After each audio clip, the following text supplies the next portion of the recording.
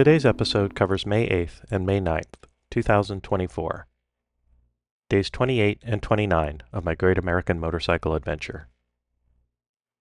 My meanderings over these 2 days took me just over 319 miles, through southern Colorado and across northern New Mexico. From Salida to a wide-open, laser-straight road through the San Luis Valley, over the dramatic curves and cliffs of Wolf Creek Pass to Pagosa Springs, across Apache, Navajo, and southern Ute lands in Mesa Country, to the historic railroad town of Durango.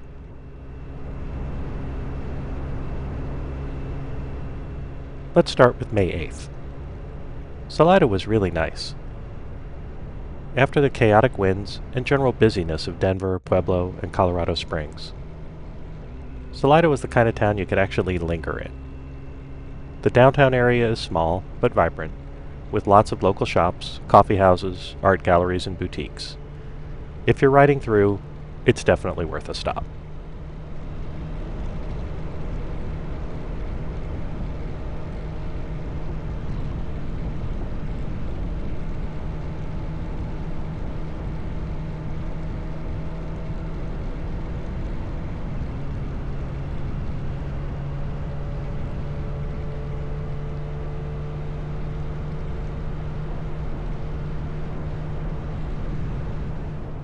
From Salida, I rode over Pancha Pass, at just over 9,000 feet and into the San Luis Valley. It's actually one of the lowest passes in the Rockies, and the approach is pretty gentle and scenic. On the other side, the valley itself is vast, flat, and full of cows.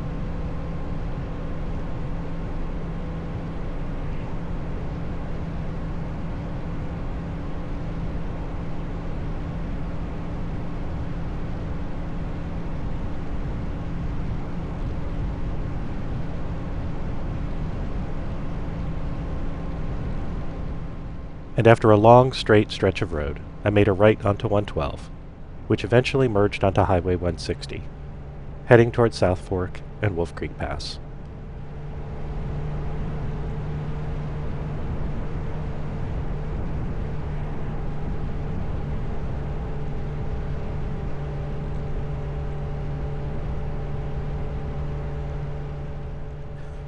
Now, if you're around my age, you might remember the C.W. McCall song, Wolf Creek Pass. He's the same guy that wrote the #1 pop and country hit, Convoy.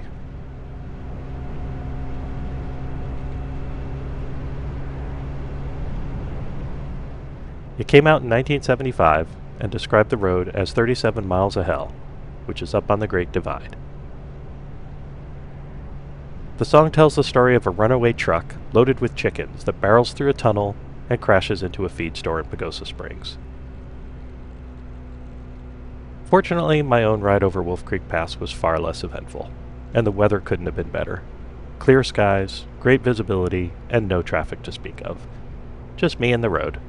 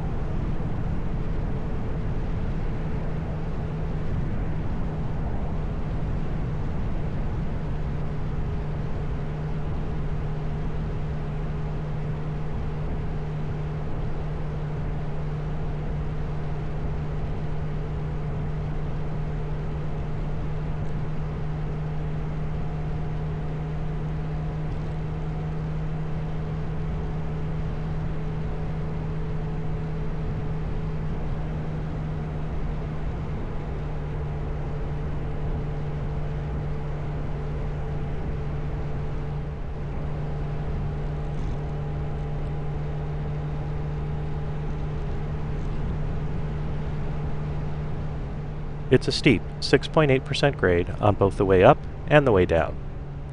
And near the top, by the Wolf Creek ski area, is a 900-foot tunnel, which was a little unexpected.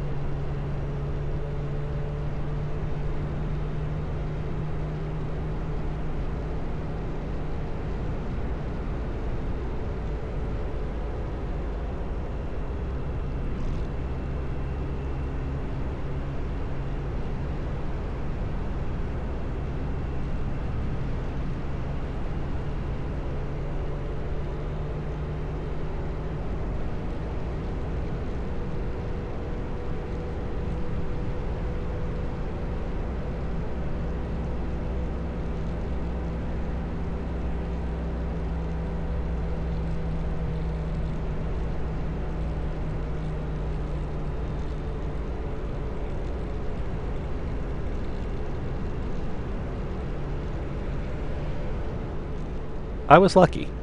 The very next day, Wolf Creek Pass was closed for most of the day due to snow.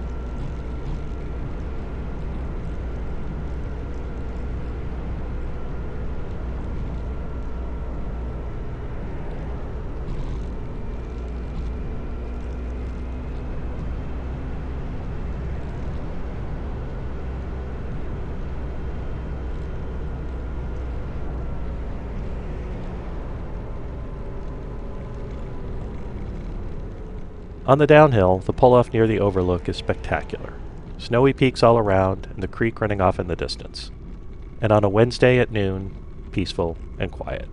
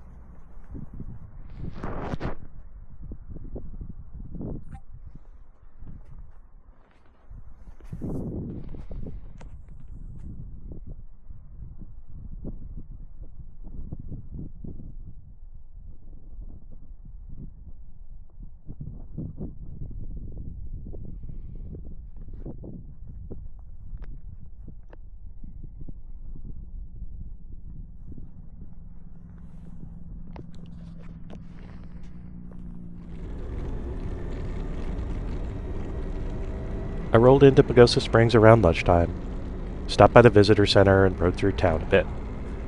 I had hoped to stay at one of the hotels with access to the hot springs, but they were charging $300 or $400 a night for what looked like a standard motel room.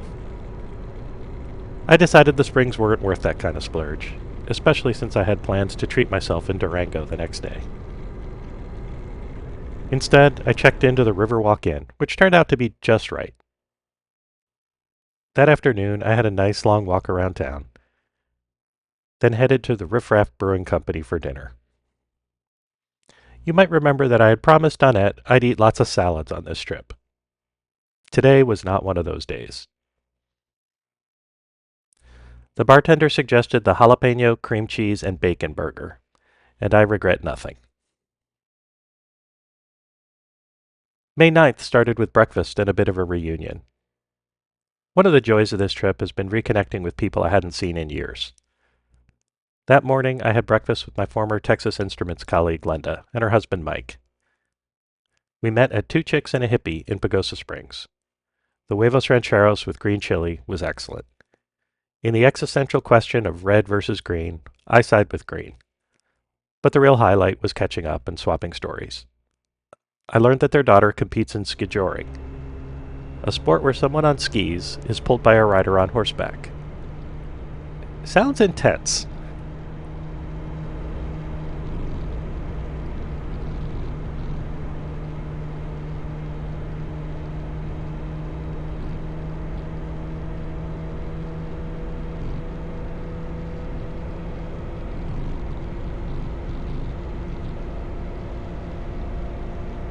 Now, the direct ride from Pagosa Springs to Durango is only about 60 miles. But I could do way better than that. Again, I remembered the advice from Robert Pirsig in Zen and the Art of Motorcycle Maintenance. The best roads link nowhere to nowhere and have an alternate that gets you there quicker. So I found a longer and much more scenic route. And I managed to turn that 60-mile trip into a much more respectable 177 miles.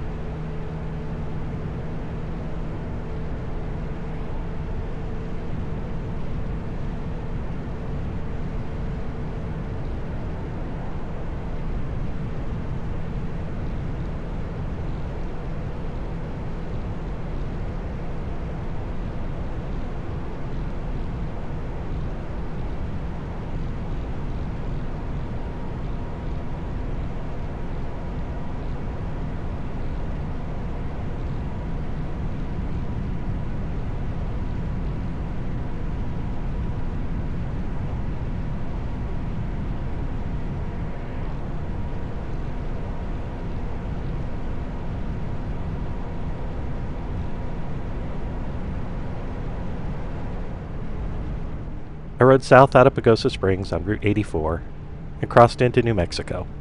The landscape changed completely. Gone were alpine peaks, replaced by mesas and canyons and wide open desert.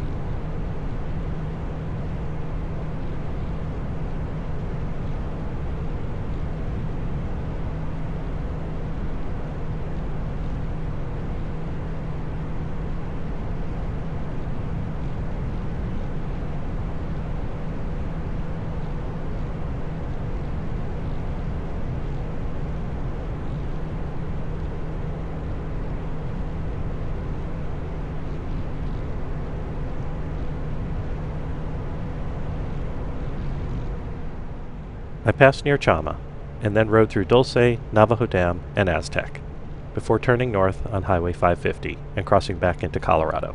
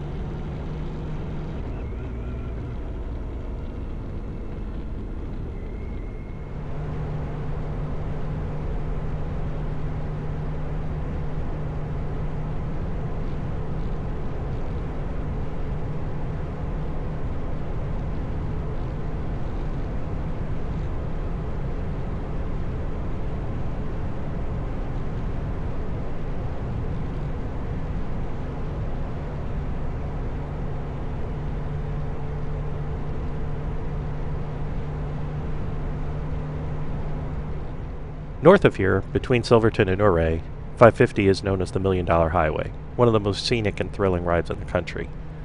I'm hoping to ride it the day after tomorrow, if the weather cooperates.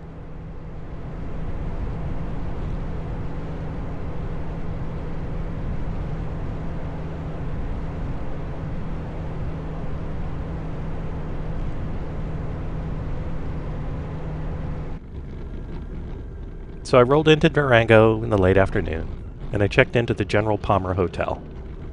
It's right next to the Durango and Silverton Narrow Gauge Railroad Depot.